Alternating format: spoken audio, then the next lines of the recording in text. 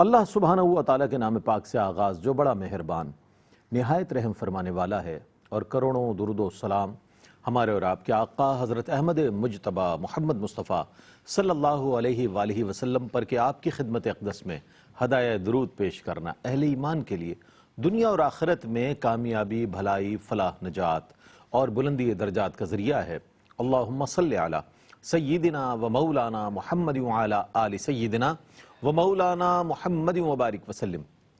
ناظرین محترم، السلام علیکم ورحمۃ اللہ وبرکاتہ۔ میں ہوں آپ کا میزبان محمد رئیس احمد، اور آپ دیکھ رہے ہیں پروگرام روشنی سب کے لیے۔ ایک تسلسل ہے موضوع کا، اور وہ ہے اخلاقی اقدار۔ اس بنیادی موضوع کی ذیل میں ہم بہت سے عنوانات پر بات کر رہے ہیں۔ کل ہم نے بات کی بہت ہی اہم موضوع پر، اور آج پھر ایک اور اہم موضوع یعنی دھوکے کے موضوع پر بات کر رہے ہیں، اور کل انشاءاللہ ہم بات کریں گے صلہ رحمی کے موضوع پر۔ تینوں ہی موضوعات اصلاح معاشرہ کے حوالے سے انتہائی اہم ہیں، جسے ہم نے انتہائی غیر اہم سمجھا ہوا ہے۔ ہر معاشرے کے فرد کو اگر دیکھیں جو بہت ایکٹیو نظر آتا ہے، تو آپ یہ دیکھیں گے کسی بھی شعبہ زندگی میں، اب میں اس کا نام لینا کسی شعبے کا ضروری نہیں سمجھتا، آپ اس کو کسی بھی شعبے پر اگر امپلیمنٹ کر لیں تو کوئی نہ کوئی ایسا شخص ضرور نظر آئے گا کہ جو دھوکہ دے رہا ہوگا، فریب دے رہا ہوگا، صحیح راستے سے ہٹا کر لوگوں کو غلط راستہ دکھا رہا ہوگا، مغالطہ پیدا کر رہا ہوگا، لوگوں کو مکر کر رہا ہوگا لوگوں کے ساتھ، یعنی کہ لوگوں کو لائن آف ڈائریکشن بتانے کے بجائے ان کو جو ہے غلط گائیڈ لائن پرووائیڈ کر رہا ہوگا۔ دھوکہ، اچھا پھر یہ کہ ایسا کرنے والا اپنے آپ کو بڑا فنکار سمجھتا ہے، بڑا باصلاحیت سمجھتا ہے، جناب میں جو کر سکتا ہوں کوئی نہیں کر سکتا، میں اپنا مقصد حاصل کرنے کے لیے کچھ بھی کر گزر سکتا ہوں۔ یعنی کسی بندے کو دھوکہ دینا، کسی اللہ کے بندے کو فریب دینا، مغالطہ پیدا کرنا، مکر کرنا اس کے ساتھ، اس کے لیے کوئی بات نہیں ہے، کیونکہ یہ اس کی ایک ٹیکٹس میں سے ایک چیز ہے کہ وہ اپنا کام کسی بھی طرح سیدھا کرنے کا یہ عمل اختیار کر رہا ہے۔ اچھا، اس بات کی بحیثیت مسلمان اگر ہم دیکھیں تو قرآن کریم میں کس طرح مذمت آئی ہے، کس طرح احادیث رسول صلی اللہ علیہ وآلہ وسلم میں مذمت آئی ہے، آگے چل کر ہم یہ بات بھی ضرور جاننے کی کوشش کریں گے کہ آیا دھوکے باز تو معاشرے میں پھیلے ہوئے ہیں، ان دھوکے بازوں کی دھوکے بازی سے بچا کس طرح جا سکتا ہے، کس طرح دھوکہ کھانے سے انسان بچ سکتا ہے۔ جو دھوکہ کھا جاتا ہے اسے کہتے ہیں یہ تو بڑا ہی بے وقوف آدمی ہے، اور بڑا ہی ایک ایسا شخص ہے کہ جسے کسی بھی وقت بے وقوف بنایا جا سکتا ہے، جبکہ یہ ایک انتہائی مذموم عمل ہے جسے معاشرے میں بے دریغ ہم یہ کہہ سکتے ہیں کہ مذہبی اعتبار سے، ادبی اعتبار سے، سیاسی طور پر معاشرے کے کسی بھی شعبے میں آپ دیکھ لیں، یہ چیز ضرور آپ کو نظر آئے گی۔ اگر آپ بغور جائزہ لیں گے تو آپ کو دھوکہ دہی کے کہیں نہ کہیں اثرات مختلف انداز میں ضرور آئیں گے۔ اس حوالے سے انشاءاللہ بات کریں گے۔ علامہ مفتی محمد سہیل رضا امجدی صاحب تشریف فرمائیں، جن سے انشاءاللہ ہم جوابات لیں گے۔ السلام علیکم ورحمۃ اللہ وبرکاتہ۔ السلام ورحمۃ اللہ وبرکاتہ۔ اور میرے بائیں جانب ممتاز و معروف ریلیجس اسکالر اور جامعہ کراچی کی بہت معروف شخصیت پروفیسر ڈاکٹر محمد احمد قادری صاحب تشریف فرمائیں۔ السلام علیکم ورحمۃ وعلیکم اللہ۔ السلام ورحمۃ اللہ تعالیٰ وبرکاتہ۔ اچھا حضرت، یہ فرمائیے گا کہ دھوکے کی جو مذمت ہے وہ از روئے قرآن اگر ہم جاننا چاہیں وہ کیا ہے، کچھ ارشاد فرمائیے گا۔ بسم اللہ الرحمن الرحیم، اللہم صلی علی سیدنا و مولانا محمد وعلی آلہ و اصحابہ وبارک وسلم۔ سب سے پہلے تو بطور تمہید میں یس کروں گا کہ دھوکہ دہی، دھوکہ، اس کا جو اپوزٹ ہے وہ ہے بھروسہ۔ اچھا، دھوکہ جو ہے یہ غیر اسلامی تو ہے ہی، غیر انسانی اور غیر اخلاقی وصف ہے۔ بالکل، یعنی کوئی بھی ذی شعور انسان جو ہے اس بات کو جھٹلا نہیں سکتا، وہ یہ نہیں کہہ سکتا کہ دھوکہ دینا اچھی بات ہے، کوئی بھی نہیں کہہ رہا۔ بلکہ وہ شخص جو سرے سے اسلام کو جانتا بھی نہیں، اسلام میں نہیں، مسلمان نہیں، لیکن وہ ایک کامیاب شخص ہے، اور اس سے پوچھیں تو وہ بھی یہ کہے گا کہ دھوکہ دینا اچھی بات نہیں ہے، دھوکہ دینا اچھے لوگوں کا کام نہیں ہے۔ اچھا، دھوکہ کہتے کسے ہیں کہ کسی بھی معاملے میں کسی سے، یعنی جو سامنے والا شخص ہے، اس سے معاہدے کے خلاف اگر آپ ایک سلوک کرتے ہیں، یا جو ہے وہ سامنے والے کی توقع کے خلاف ہو، یا اس کا بھروسہ مجروح ہو جائے، اسے دھوکہ دہی کہتے ہیں۔ اچھا، یہ بڑا وسیع المفہوم ہے، ایسا نہیں کہ ہماری زندگی کے ایک شعبے کی بات کی جائے اور کہا جائے کہ یہ معاملہ دھوکہ دہی کا ہے، نہیں، ایسا نہیں، بلکہ زندگی کے ہر شعبے میں یہ کار فرما رہتا ہے، بھروسہ اور دھوکہ۔ مثال کے طور پر کوئی آپ سے سچ نہ بولے، جھوٹ بولے، آپ کیا کہتے ہیں؟ دھوکہ دے رہا ہے۔ دھوکہ دے رہا ہے۔ اچھا، کوئی شخص آپ کو جو ہے وہ کوئی سامان میں، اپنی کسی چیز میں عیب کو چھپا کر آپ کو بیچے اور بعد میں آپ کو پتہ لگا کہ یہ تو عیب دار ہے، پہلا جملہ آپ کے منہ سے کیا نکلتا ہے؟ دھوکہ دیا، یار اس نے دھوکہ دیا ہے مجھے۔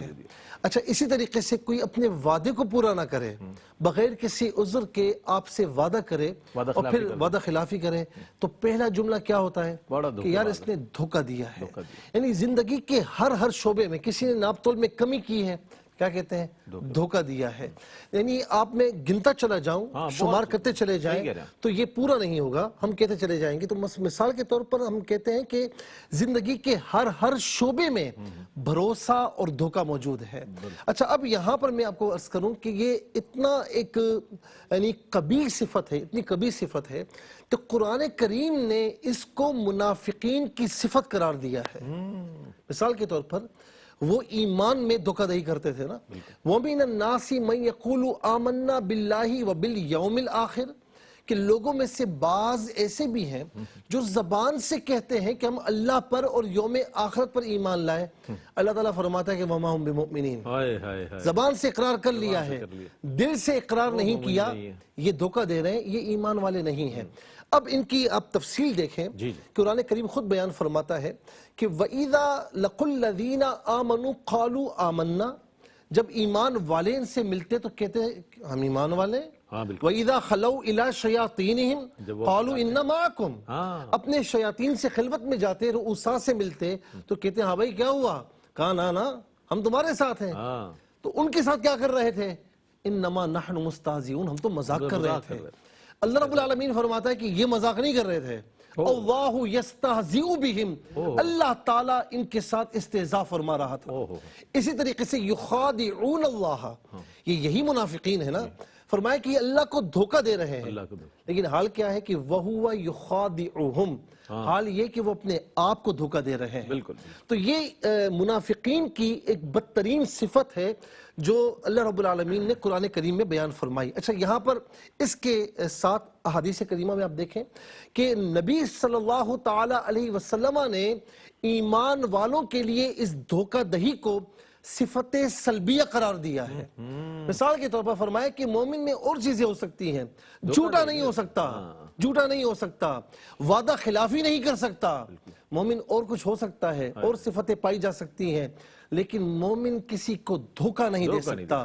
یعنی یوں سمجھ لیں کہ یہ تین صفات اگر ان میں سے ایک بھی، دھوکہ دہی، جھوٹ یا وعدہ خلافی، کسی ایمان والے میں اگر پائی جاتی ہے تو وہ ایمان والا ایسا ہے کہ اس کا ایمان مکمل ہی نہیں ہے۔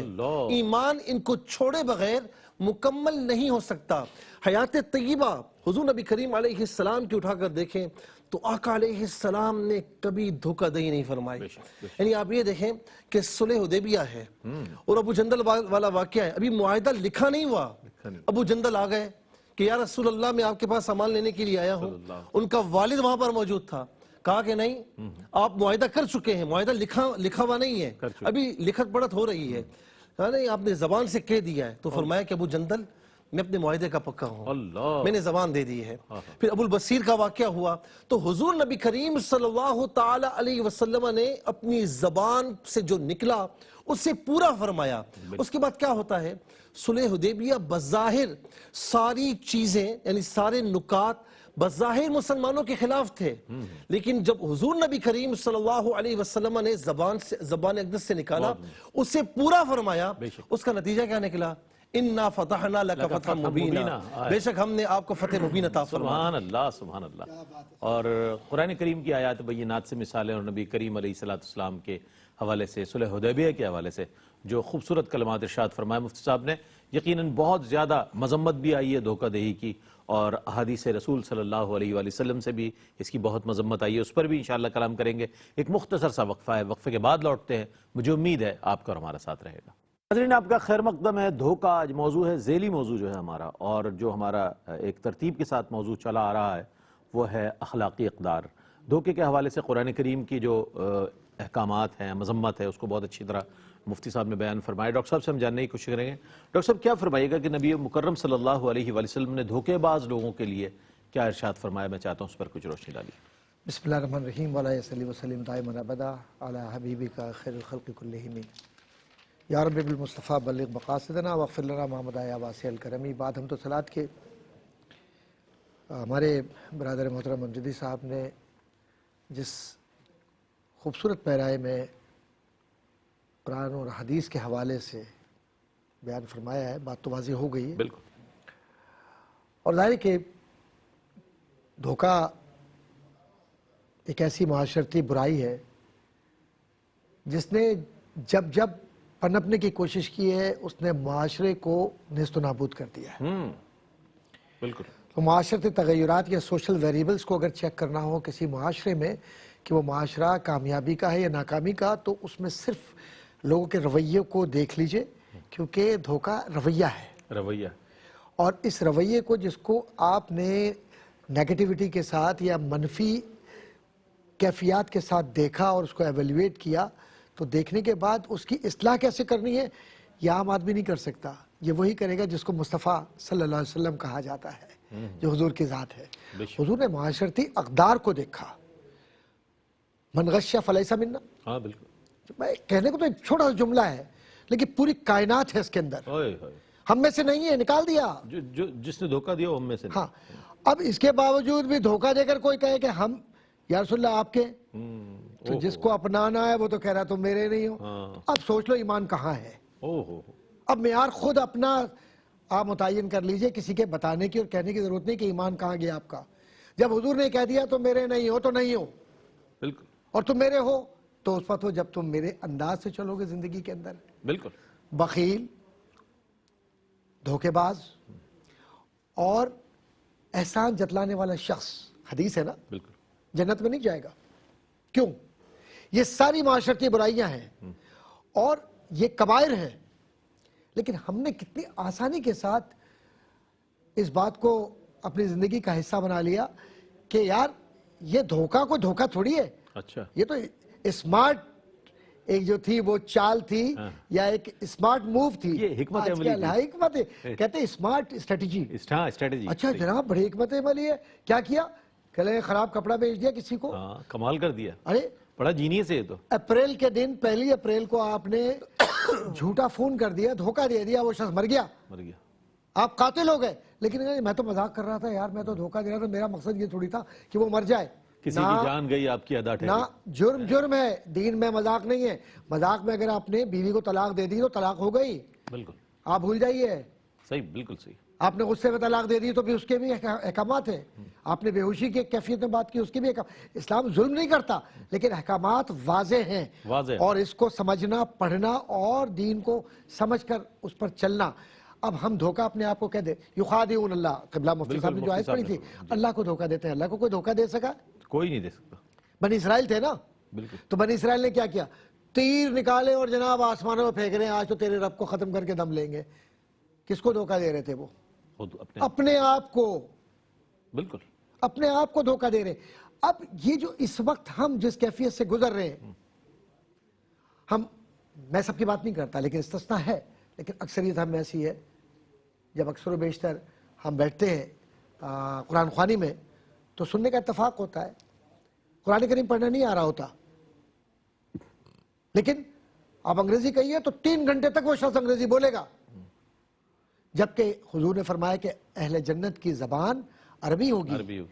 تو اب نبی کی زبان کو نہیں سیکھ رہے، نبی کے انداز کو نہیں سیکھ رہے، قرآن کو نہیں پڑھ رہے اور مسجدوں کا رخ نہیں کر رہے، اور پھر دعویٰ یہ ہے کہ ہم جنت مجھے ملے نہ ملے آسرا تو ہے، تو پھر کس کو دھوکہ دے رہے ہیں؟ ہم اپنے آپ کو دھوکہ دے رہے ہیں، بالکل، اس لیے کہ اللہ کو تو نہیں دے سکتے۔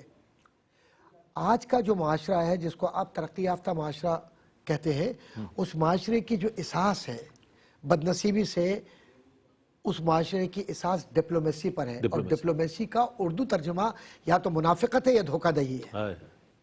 کیا بات۔ اور اوپن ہائم ایک بہت بڑا مفکر ہے سوشل سائنسز کا، قبلہ مفتی صاحب آپ کے نظر کروں گے یہ بات، کہ اوپن ہائم نے یہ لکھا کہ diplomacy is every thing but sincerity.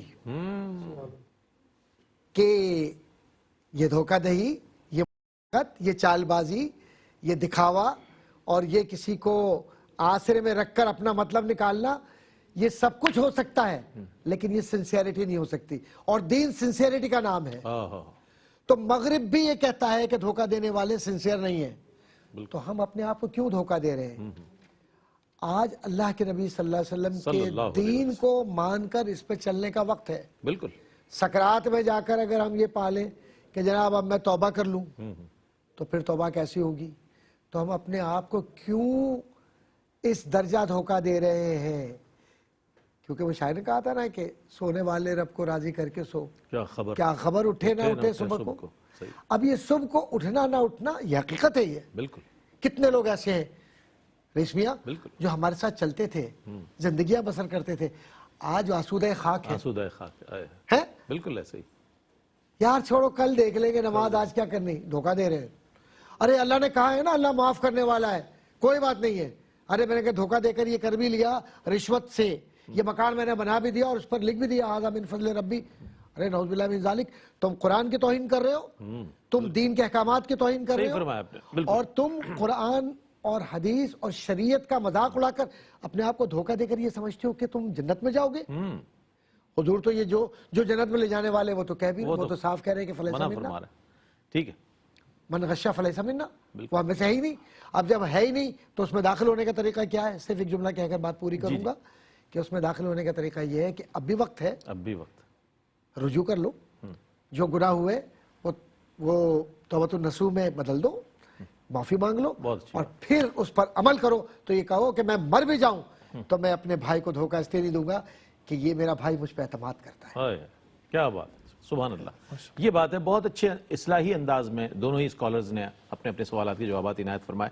اچھا، جو دھوکہ دیتا ہے وہ ذہانت سے، چالاکی سے اپنا کام نکال کر سمجھتا ہے میں بڑا ذہین ہوں، تو یہ جو ذہنی کیفیت ہے اس کے بارے میں کیا فرمائیے گا؟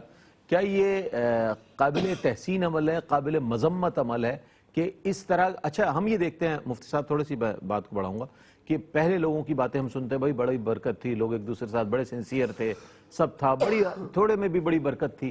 آج بہت کچھ ہونے پر بھی لوگ پریشان نظر آتے ہیں، تو دھوکے کی شرح میں بتدریج اضافہ ہوتا ہوا نظر آیا۔ کیا فرمائیے گا آپ اس ذہنی کیفیت کے حوالے سے؟ دیکھیں ان دونوں چیزوں میں بہت فرق ہے۔ دھوکہ، وہ بڑا ہی یہ اہم کوشچن ہے، دھوکہ دہی اور چالاکی یہ اخلاقی برائی ہے، اور ذہانت یہ اخلاقی برائی نہیں ہے، یہ اللہ تبارک و تعالی سے کی طرف سے ودیعت کردہ انعام ہے۔ دونوں میں بہت فرق ہے۔ اچھا، دھوکہ دہی کرنے والا یا چالاکی سے کام کرنے والا، ادھر کی ادھر اور اپنے طریقے سے یعنی ٹیکس استعمال کرنے والا، یاد رکھیں کہ وہ دھوکہ دہی کرنے والا یہ بالقصد دوسروں کو نقصانات پہنچاتا ہے۔ اس کی مختلف صورتیں ہیں، ٹھیک ہے نا؟ چاہے وہ کاروباری لین دین کے اعتبار سے دیکھیں، بزنس کے اعتبار سے دیکھیں، کسی ادارے میں آپ کام کر رہے ہیں، لوگوں کو سیڑھیاں بنا کر اوپر چڑھنا اور اونر کا قرب حاصل کرنا، فلاں کی شکایت، فلاں کی شکایت، یہ ساری چیزیں وہ بالقصد و ارادہ وہ دوسروں کو نقصان پہنچا رہا ہوتا ہے۔ اور ذہانت میں ایسا نہیں ہوتا۔ ذہانت میں ذہین آدمی جو ہے اپنے مفادات کا تحفظ تو کرتا ہے لیکن دوسروں کو نقصان پہنچائے بغیر کرتا ہے۔ یہ بڑا فرق ہے۔ مثال کے طور پر ایک ملک کی ڈپلومیسی ہوتی ہے، جیسے کہ ڈاکٹر صاحب نے بھی فرمایا بڑے پیارے انداز میں، تو ڈپلومیسی وہ ذہانت ہوتی ہے، وہ ذہین آدمی کرتا ہے، اس میں جھوٹ وغیرہ شامل نہیں ہوتا۔ کوئی جھوٹ شامل کرتا ہے وہ ایک علیحدہ بات ہے، وہ غلط بات ہے۔ ڈپلومیسی کرنا یا اس طریقے سے جو سفراء جاتے ہیں، بڑے ایک اہم انداز میں بات چیت کرتے ہیں، دوسروں کو اپنی طرف قائل کرتے ہیں، وہ ایک الگ چیز ہے، بالکل وہ ذہانت ہے۔ ملکی مفادات کے لیے ملکی مفادات کے تحفظ کے لیے کرتے ہیں۔ جیسے حضور نبی کریم علیہ السلام مدینہ منورہ تشریف لائے تو مدینہ منورہ کے اندر بھی جو ہے وہ یہود موجود تھے اور باہر سراؤنڈنگ میں بھی تھے۔ جی، تو آقا علیہ السلام، اچھا وہ دونوں کے دونوں آپس میں مل رہے تھے اور مکہ مکرمہ والوں کو ہی ملا رہے تھے۔ آقا علیہ السلام کے ایک صحابی ہیں، ان کو آقا علیہ السلام نے بھیجا اور انہوں نے اس انداز سے ڈپلومیسی اختیار فرمائی کہ وہ سب کے سب اپنی جگہ ڈر گئے اور آرام سے بیٹھ گئے۔ ٹھیک ہے نا, کہ حضور نبی کریم علیہ السلام سے جو معاہدہ کیا وہ پورا کریں گے. تو ڈپلومیسی اور چیز ہے, لیکن دھوکہ دہی کرنا, چلاکی اختیار کرنا یہ اور چیز ہے. بلکہ میں آپ کو واقعہ سناؤں گا. اچھا اگر آپ اجازت دیتے ہیں تو وقفہ لے لیتے ہیں, وقفے کے بعد واقعہ بھی سن لیں گے اس جواب کے تناظر میں. ایک مختصر سا وقفہ ہے, وقفے کے بعد لوٹتے ہیں. مجھے امید ہے آپ کا اور ہمارا ساتھ رہے گا. جناب خیر مقدم ہے آپ کا. دھوکہ ہمارا موضوع, ذیلی موضوع ہے, اور اخلاقی اقدار جو ہے ایک بنیادی موضوع ہے جس پر مفتی سہیل رضا امجدی صاحب اپنے جواب کو مکمل فرمائیں گے, اور پھر ہم اگلے سوال کی جانب بڑھیں گے. جی اچھا, یہاں تعجب والی بات یہ ہے کہ اللہ رب العالمین نے جہاں پر بھی سچ بولنے کا, امانتوں میں امانت داری کرنے کا, یا اسی طریقے سے جو ایفاء عہد کرنے کا, یہ تمام احکامات جو یہ نہیں فرمایا کہ مسلمانوں کے ساتھ کرو. نہیں, مطلقاً ہے. مطلق مسلمان ہو یا غیر مسلمان ہو, تمہیں دھوکہ دہی نہیں کرنی, تمہیں اپنے اعمال سے اس کو قریب لانا ہے. اچھا, یہاں پر آپ دیکھیں کہ ایک مسلمان اور ایک غیر مسلم تھا, ان کا آپس میں جنگ تھی. تو نماز کا وقت ہوا, اس کی عبادت کا وقت ہوا, تو دونوں نے کہا کہ بھائی عبادت کے لیے ہم ایک دوسرے کو وقت دیتے ہیں. مسلمان نے نماز پڑھی, اس نے کچھ نہیں کہا, ٹھیک ہے نا. اچھا, جیسے ہی وہ اپنی عبادت کرنے لگا تو مسلمان کے دل میں خیال آیا کہ بھائی جنگ ہے, میں اس سے فائدہ اٹھا لوں. اسے غیب سے آواز آئی کہ اپنے وعدے کو پورا کر, چاہے کوئی بھی ہو. وہ اپنے عمل سے باز رہے. تو اللہ رب العالمین یہ نہیں چاہتا کہ صرف مسلمانوں کے ساتھ آپ دھوکہ دہی نہ کریں, مسلمان ہو یا غیر مسلمان ہو, انسانیت کے ساتھ, انسانوں کے ساتھ دھوکہ دہی نہ کریں. دیکھیں اب یہاں پر ایک بات اور بھی ہے نا, کہ جو ذہانت سے کام لینے والا ہے وہ سمجھداری سے کام لیتا ہے, وہ ایکٹیو ہو کر کام لیتا ہے. لیکن جو دھوکہ دہی ہے وہ تو غیر انسانی افعال کا مرتکب ہوتا ہے. اچھا, مزے کی بات یہ ہے کہ وہ سب کچھ کرنے کے ساتھ وہ یہ سمجھتا ہے کہ میں بڑی خوبیوں والا ہوں, بڑے کمال والا ہوں. یہ بڑے ہاں, یعنی قرض لے کر دبا لیا تو کوئی اس سے پوچھتا ہے کہ قرض واپس کر, تو کہتا ہے کہ لوگ بڑے بے وقوف ہیں جو مجھے قرض دیتے ہیں, لوگ بڑے بے وقوف ہیں جو مجھے امانت سونپتے ہیں, لوگ بڑے بے وقوف ہیں جو آ کر مجھ سے سودا سلف لیتے ہیں. یعنی آپ یہ دیکھیں کہ وہ دھوکہ دہی کرنے والا اپنے افعال پر نادم نہیں ہوتا. وہ یہ سمجھتا ہے, شیطان اس طرح مزین کرتا ہے, وہ یہ سمجھتا ہے کہ یہ ساری میری خوبیاں اور کمال ہے. اللہ رب العالمین کیا فرماتا ہے؟ اللہ رب العالمین نے کہیں ان کو فرمایا کہ جب انہوں نے کہا نا کہ ہم تو نحن مصلحون, ہم اصلاح کرنے والے ہیں, فرمایا نا تم اصلاح کرنے والے نہیں ہو, اللہ انہم هم المفسدون, تم فساد کرنے والے ہو. کہیں لا یشعرون فرمایا, کہیں لا یعلمون فرمایا کہ یہ لا شعور میں ہے, انہیں کچھ پتا نہیں ہے. لا یعلمون, یہ جاہل ہے, انہیں پتہ ہی نہیں ہے کہ جو کچھ یہ کر رہے ہیں یہ اپنا نقصان, وہو خادعہم, اپنا نقصان کر رہے ہیں. ومکروا ومکر اللہ, یہ اپنا مکر کرتے ہیں, اللہ تبارک و تعالیٰ اپنی خفیہ تدبیر فرما کر ان کی طرف جو ہے لٹاتا ہے. اور یہاں پر میں ایک آیت کریمہ پڑھوں گا کہ افتطمعون ان یؤمنوا لکم وقد کان فریق منهم یسمعون کلام اللہ ثم یحرفونہ من بعد ما عقلوه وهم یعلمون. یہاں پر اللہ رب العالمین فرماتے ہیں کہ اے مسلمانوں تم یہ لالچ کرتے ہو کہ یہ تمہاری بات مان لیں گے. یہودی منافقین کہا کہ نہیں, ان میں سے تو ایسے بھی ہیں کہ سب کچھ ان کو پتا ہے, اس کے باوجود اسے تبدیل کرتے ہیں. وَإِذَا لَقُوا الَّذِينَ آمَنُوا قَالُوا آمَنَّا, ان کے پاس جاتے اپنے والوں کے پاس, ایمان والوں کے پاس, ایمان لائے. اور جب اپنے شیاطین میں جاتے ہیں, یہودی رؤساء میں, منافقین میں, تو وہ ان سے کہتے ہیں کہ بھائی تم نے کیا کیا, تم نے تو مسلمانوں کے پاس جا کر اپنی باتیں کھول دی ہیں. ہم نے کتابوں میں پڑھا کہ نبی آخر الزمان کی یہ علامتیں ہیں, اور تم جا کر مسلمانوں سے یہ کہتے ہو کہ ہم نے کتابوں میں پڑھا کہ یہ سچے نبی ہیں. آج تم یہ کر رہے ہو, کل روز قیامت پھنس جاؤ گے, تم پر حجت ہی تمام کریں گے. تو یہاں پر بات کہنا یہ مقصود ہے کہ یہ سمجھتے ہیں ہماری خوبی, ہمارا کمال, لیکن ظاہری طور پر بھی اور باطنی طور پر بھی وہ اپنے آپ سے دھوکہ دہی کر رہے ہوتے ہیں. ان اللہ لا يحب الخائنین, کہ بے شک اللہ خائنین سے محبت نہیں فرماتا. بہت اچھی بات. اور دیکھیں کنز الایمان شریف کو دیکھیں تو اس میں ایسے تراجم میں چیز ملتی ہے کہ خفیہ تدبیر اللہ کی طرف سے جو ہے, کیا خوبصورت اعلیٰ حضرت نے ترجمہ فرمایا, سبحان اللہ. یہ ایک اعلیٰ حضرت کا وصف ہے کہ جہاں اس طرح کا لفظ آتا ہے تو بڑا کمال لفظ ارشاد فرماتے ہیں اب ترجمہ میں. اچھا حضرت یہ فرمائیے گا کہ دھوکے بازوں سے, دھوکہ دینے والوں سے کیسے بچا جا سکتا ہے, جبکہ ہم فکری اور معاشی طور پر دیکھیں تو یہ بازار گرم نظر آتا ہے دھوکہ دہی کا. فرمائیے گا, یہ بہت اہم سوال ہے. دیکھیں صاحب, بات سادہ سی یہ ہے, تو لفظ صاحب آپ کی توجہ چاہوں گا جی, کہ کچھ دھوکے باز ایسے بھی ہوتے ہیں جو دین میں دھوکہ دیتے ہیں اور لوگوں کے جو بنیادی عقیدے کے خد و خال ہیں ان کو خراب کرتے ہیں.